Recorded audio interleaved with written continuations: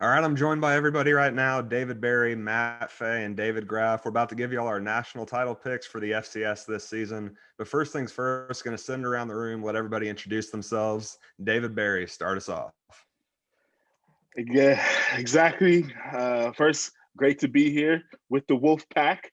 My name is David Barry. I currently am a teacher at Cedar Hill High School in the Dallas-Fort Worth area, but I have plenty of FCS experience, specifically in the Southland Conference. Prior to working as a teacher, I was the McNeese beat writer for the American Press in Lake Charles. And before that, a few years ago, I had a position that somebody here has, the Lamar beat reporter for the Beaumont Enterprise. But as you may hear once or twice, my college might have taken me out of the selection for working there. But yeah, I was the Lamar beat reporter at the Beaumont Enterprise. And but no, I'm looking forward to this. This is going to be a fun journey. So as David alluded to there, I am the aforementioned Lamar Beaumont Enterprise beat reporter. In all seriousness, my name is Matt Faye. Been covering the Southland Conference and Lamar Athletics for 3 years. Love it. Never a dull moment in the Southland Conference, as both David and Josh are well aware. So I'm sure throughout this podcast, we will get into our fair share of Southland shenanigans, but we'll be looking all over the country as the season goes forward here, but happy to have some fun times with you guys here.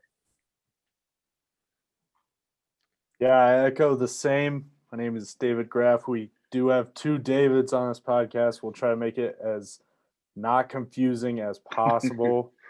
But my FCS experience started about about a year ago when I first moved to Missoula, which is arguably the most rabid fan base in the entire FCS. No offense to North Dakota State or James Madison.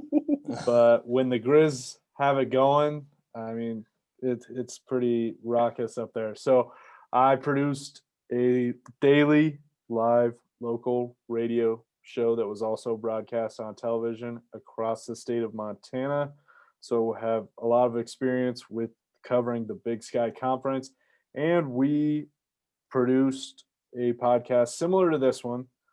That's how I met our lovely host, Josh, as a frequent correspondent talking about the Southland Conference. So excited to join you guys, be a part of the team, and kind of just learn from you guys more about the FCS level. Yeah, and I think the thing that I'm probably most excited about, than anything is that we're going to have a lot of contributors, that are involved in this. Obviously, the four of us, but I think I'm really most excited about the fact that we're going to be able to throw this thing around and have, contributors across the country from some of the best teams and just really get input from all over. So not just the bettors, but, any FCS fan out there is as knowledgeable as possible. But, that brings me to, our topic for today. We're doing our teaser episode before we jump right in next week with guests and all of that. But, in the spirit of the college football playoff championship coming up in just a couple days, figured why not talk FCS national title contenders and, to make it a little bit interesting, we're going to take North Dakota State and James Madison out of the equation. I think those are two pretty easy picks. So, make us think a little bit, get outside the box.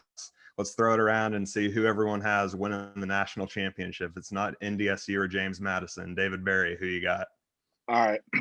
First thing I want to say, there is an easy way to tell the difference between the Davids. It's the headphones. I have in-ear headphones. He has over-the-ear headphones. Easy way. But but no. So once you told us to eliminate North Dakota State and James Madison because they ended the last full season as the top two teams, that was pretty inarguable in the FCS. I started looking at some of the it's something that made it really tough was just 2020. There were just so many transfers, and there's still a lot of transfers, and it really affected FCS schools because there are a lot of transfers that went from FCS schools to FBS schools.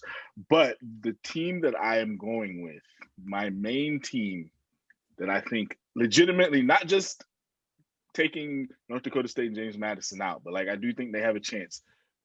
Weber State. And they're in a tough conference. Obviously, the Big Sky Conference is going to be really tough. Got Montana State, but they were able to, replace their quarterback. They got, we don't know how great he's going to be, but they got Randall Johnson. He transferred in from Middle Tennessee State. He didn't really do much while he was there, but he was previously at Reedley College, community college in California. And he showed he's a true dual threat guy. He passed for just over 2,800 yards, 28 touchdowns, almost 800 yards rushing, and 14 touchdowns. So they have enough of their talent coming back. They have four starting O-linemen returning, and just a bunch of talent at the skill positions and on defense that I think, although they're going to definitely have a tough conference, I think that's going to help them. It's going to make them battle tested for when the postseason comes.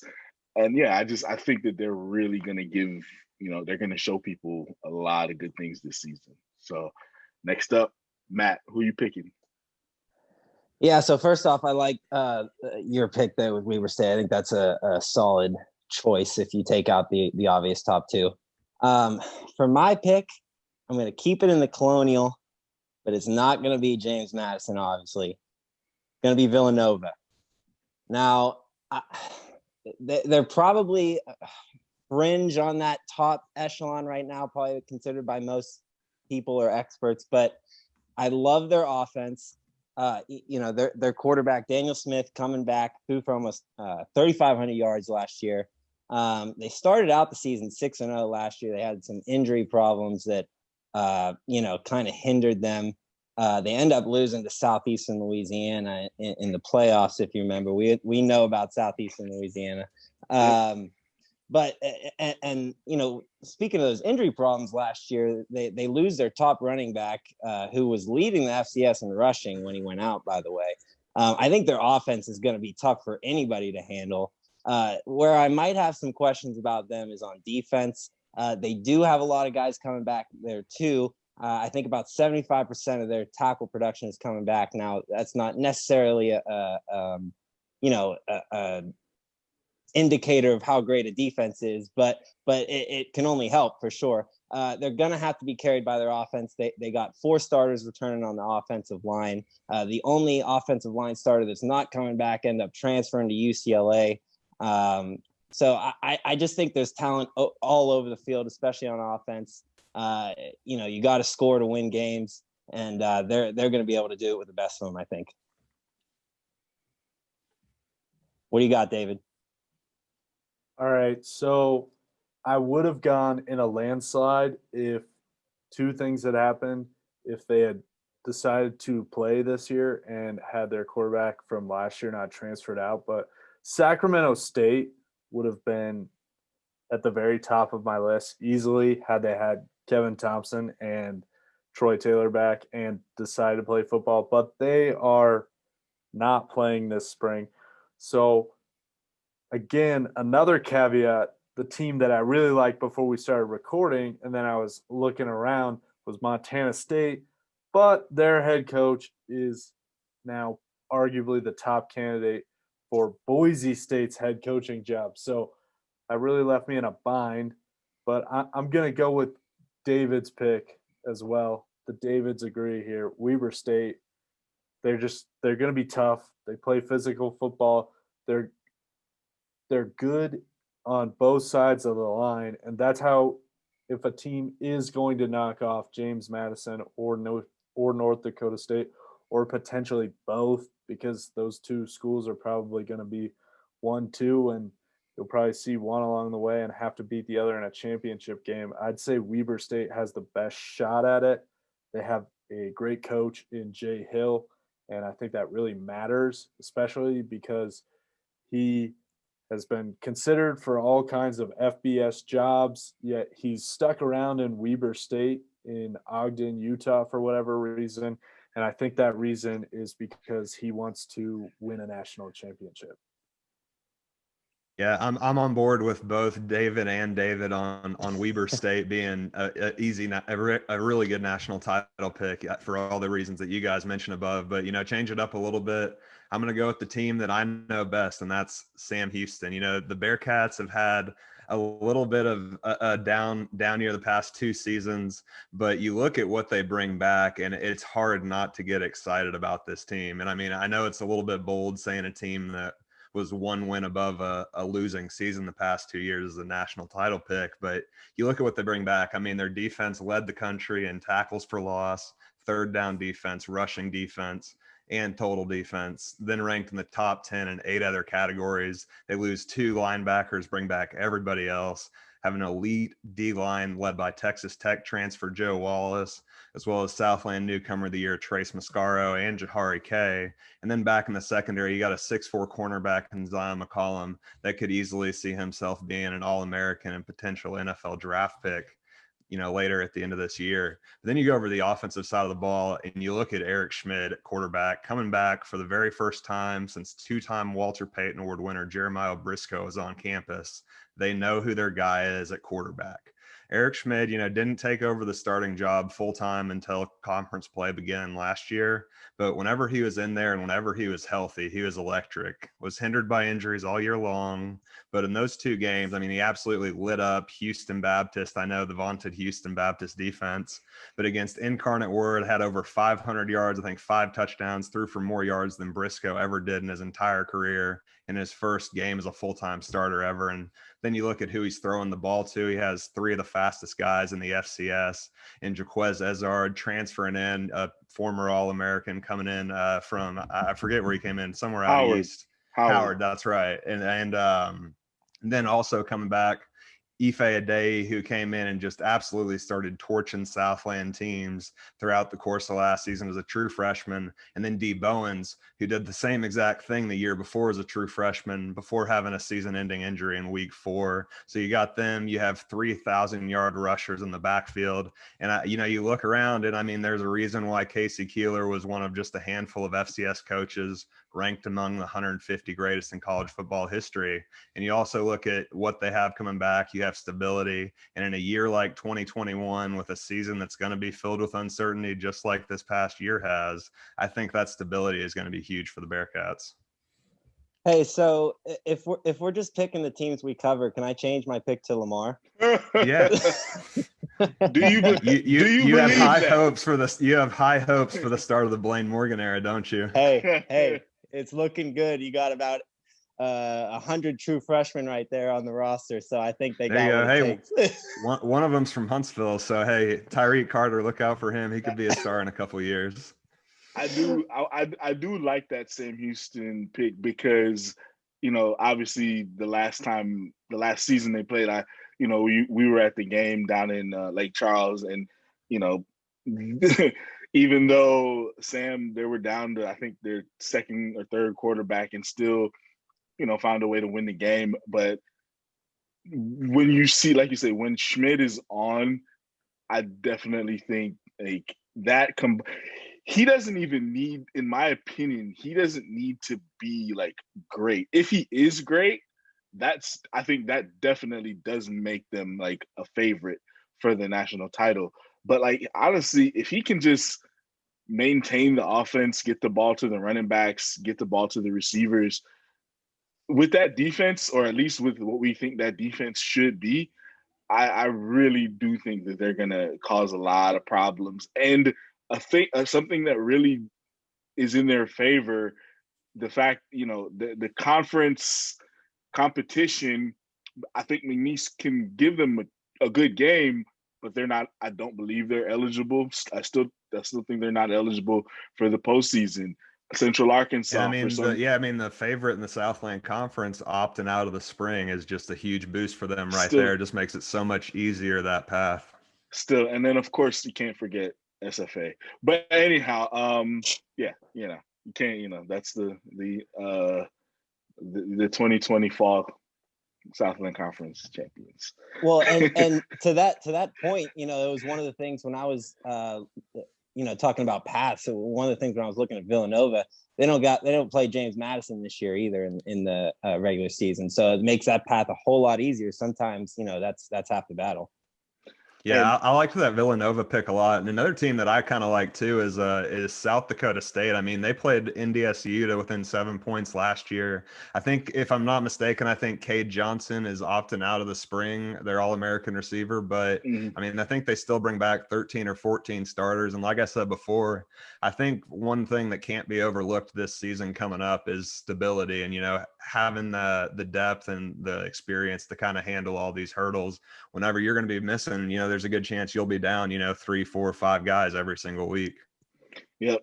South Dakota State, their quarterback, Jabari Gibbs, he's a Chicago kid.